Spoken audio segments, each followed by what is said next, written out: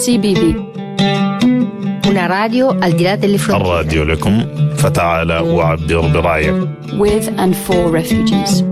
Calais Border Podcast. Bienvenue sur Calais Border Podcast, janvier 2021. Vous écoutez l'émission Big Question qui répond à vos questions sur différents sujets.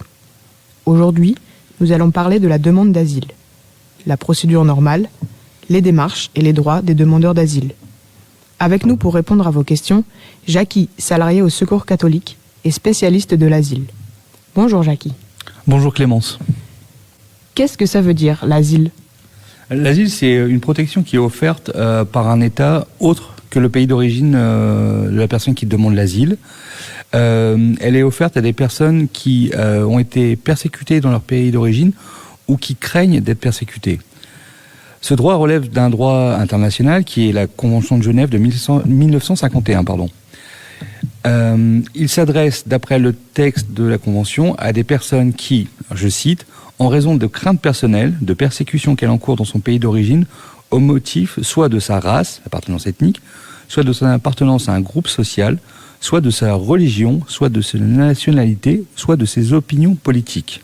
En France, il existe une autre forme de protection qui s'appelle la protection subsidiaire et qui est accordée à des personnes qui n'entrent pas dans la définition de l'asile que je viens d'évoquer, mais qui ont des motifs sérieux et avérés de croire qu'elles encourent un risque réel de subir une atteinte grave à leur intégrité.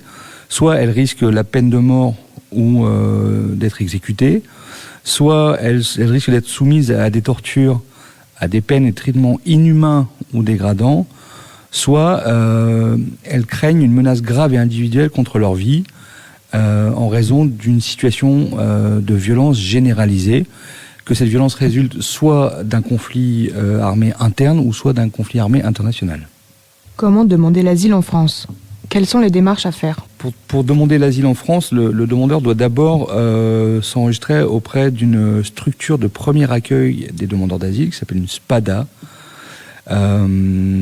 qui fixera un rendez-vous au guichet unique de demande d'asile de la préfecture. À la suite de ce rendez-vous, la personne sera reçue par les autorités de la préfecture. Elle devra compléter un document qui indique notamment son identité, ses liens familiaux et aussi son parcours depuis le pays d'origine. Et ensuite, les agents de la préfecture feront un relevé d'empreinte digitale pour évaluer si la demande elle est à déposer en France ou si elle est du ressort d'un autre État membre de l'espace Dublin. Mais ça, c'est une question qu'on traitera, je pense, plus tard dans une autre émission. Donc si la personne n'a pas d'empreinte ailleurs et qu'elle a fait sa demande d'asile dès son arrivée en France, on lui remettra une attestation de demande d'asile ainsi qu'un dossier à compléter pour pouvoir détailler les persécutions qu'elle a dans son pays d'origine. Ce dossier sera envoyé sous 21 jours à l'OFPRA. Suite à l'entretien avec les agents de la préfecture, toujours au sein de la préfecture, la personne rencontrera les agents de l'Office français de l'immigration et de l'intégration qui pourront enregistrer la demande d'hébergement de la personne et aussi pour enregistrer les demandes pour les conditions matérielles d'accueil. Donc suite à ça, une fois le dossier envoyé, la personne est convoquée à l'OFPRA à un entretien et lors de cet entretien, elle expliquera à l'officier de protection qui la reçoit quels sont les risques de persécution ou les persécutions subies par la personne. Et à la suite de cet entretien, que se passe-t-il ? 3 possibilités. Soit l'OFPRA reconnaît que la personne est personnellement menacée dans son pays d'origine et elle accorde à ce moment-là le statut de réfugié à la personne. Le statut donne droit à une carte de séjour de 10 ans.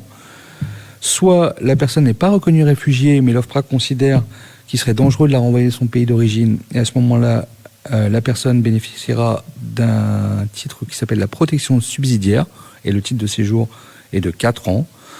Soit l'OFPRA considère que les éléments évoqués ne permettent pas d'établir une protection, et à ce moment-là, la demande d'asile de la personne est rejetée. Alors c'est pas un rejet définitif puisque à la suite de ce rejet, la personne pourra introduire auprès de la Cour nationale du droit d'asile un recours contre cette décision de rejet. La personne pourra bénéficier d'un avocat qui sera financé par l'aide juridictionnelle, donc elle n'aura pas à payer cet avocat. Et donc à la suite de ça, il y aura une audience auprès de la CNDA. La CNDA enverra au demandeur sa décision. Soit la personne est reconnue réfugiée et là, elle pourra bénéficier d'un titre de séjour de 10 ans, soit une protection subsidiaire, donc un titre de séjour de 4 ans, soit un rejet. S'il y avait un rejet à ce moment-là, le rejet serait quasiment définitif, puisqu'il n'existe qu'une seule voie de recours derrière, qui est un recours au Conseil d'État, mais il aurait fallu qu'il y ait une erreur de procédure et pas une erreur sur le fond du dossier. As-tu une idée des délais de la procédure à l'OFPRA, puis du recours à la CNDA ?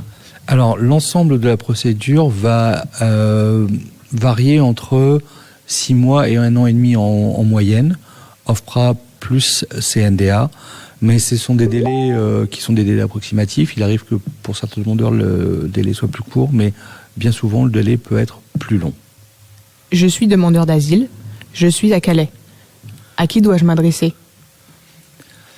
Alors, si vous êtes demandeur d'asile à Calais, il faudra que vous introduisiez votre demande à Lille, puisque la SPADA et le GUDA se situent à Lille. Mais à Calais, il existe une association qui s'appelle la Cabane Juridique et qui pourra vous accompagner pendant tout le temps de votre parcours en tant que demandeur d'asile. Cette même association pourra également répondre à des questions plus spécifiques et à vos cas individuels. Si je demande l'asile en France, est-ce que j'aurai le droit à un hébergement et est-ce que je toucherai de l'argent ? Alors oui, en tant que demandeur d'asile, vous avez le droit d'être hébergé dans ce qu'on appelle un CADA, Centre d'accueil pour demandeurs d'asile. Cependant, vu le nombre de places insuffisant, ce qui est un gros problème au niveau national de ces places en CADA, il est probable que vous soyez placé dans un HUDA, qui est un hébergement d'urgence pour demandeurs d'asile.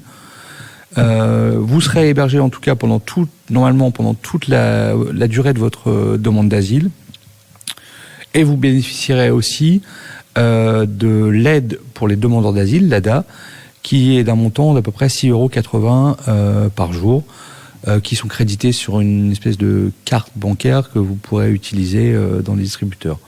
Les demandeurs d'asile ont également le droit à la couverture maladie universelle. Merci Jackie pour ces éclairages sur la demande d'asile. Nous vous retrouverons pour d'autres Big Questions. Vous êtes sur Calais Border Podcast. Au revoir. CBB, Calais Border Podcast.